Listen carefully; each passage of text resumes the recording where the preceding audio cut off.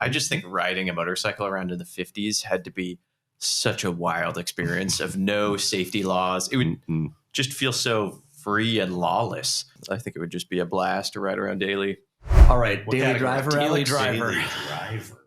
This is not too groundbreaking, but I got to go just a really nice 356A coupe, ideally with a kind of GT style mods. Love the wide 5 wheels and kind of that look. Yes. And is it also silver?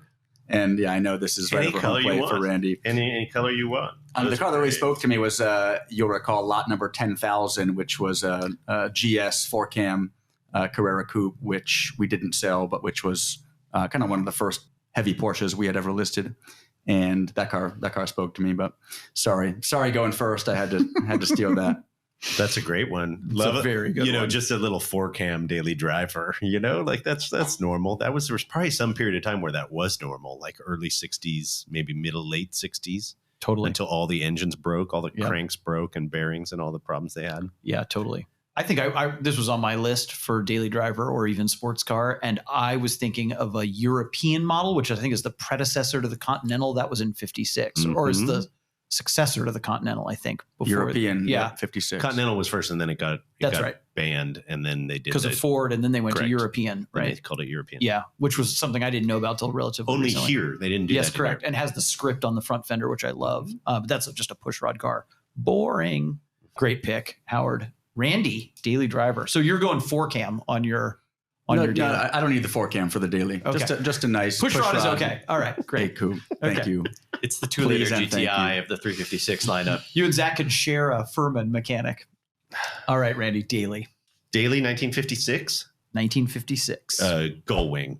Oh, wow. That's what I thought you were going to pick, Zach, for sports car. I think that's a controversial sports car, and I thought that would go for wild card. No, that's Daily just is. a daily Wow. a Gullwing and park it on the curb. If we're talking 4-cams and big cash and Zagatos and everything, I mean, 56 is just crazy. Like everything is good. Yes.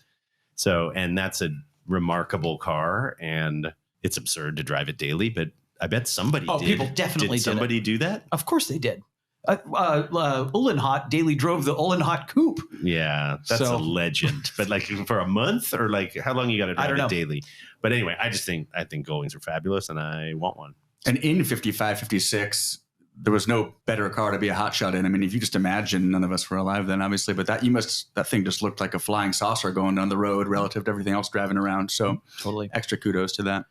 That is probably my favorite car of all time. And the best anecdote I heard about them was, it was later, it was about 1960, but somebody daily driving one in Europe. This was in a car mag years ago. The president of Mercedes North America went back for a month to Germany to do some kind of business. And they gave him, because they couldn't sell them all in, so they gave him a Gullwing as a daily. And he said to be on the Autobahn in 1960 when there was very little traffic and everything was a little slow, Volkswagen or Isetta, and to be able to cruise at 130 miles an hour every day.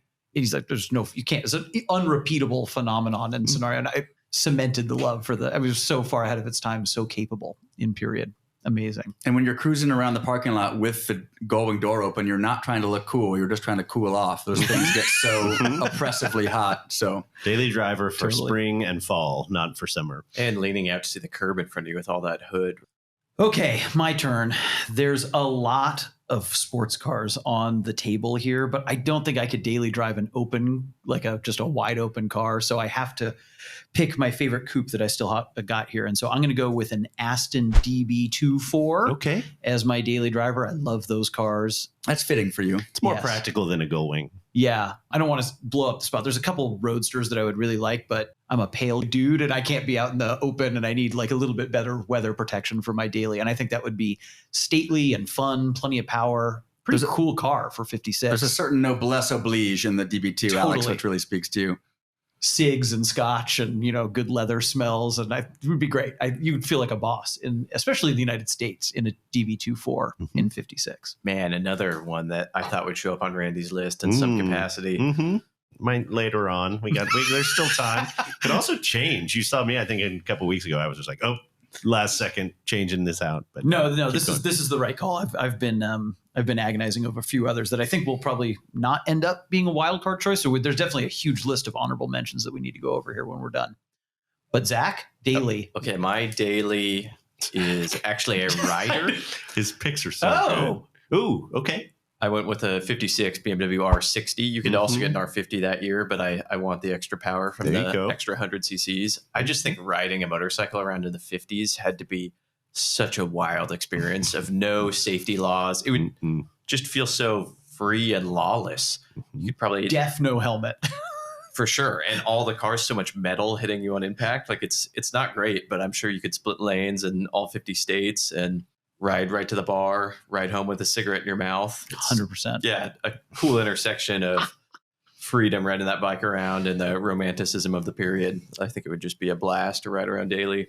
Legit leather jacket wearing all day long, hair slicked back. It's good stuff. It is very good. Wow, I like Jack. that. It's a good looking Beamer bike. bike. That's a good pick.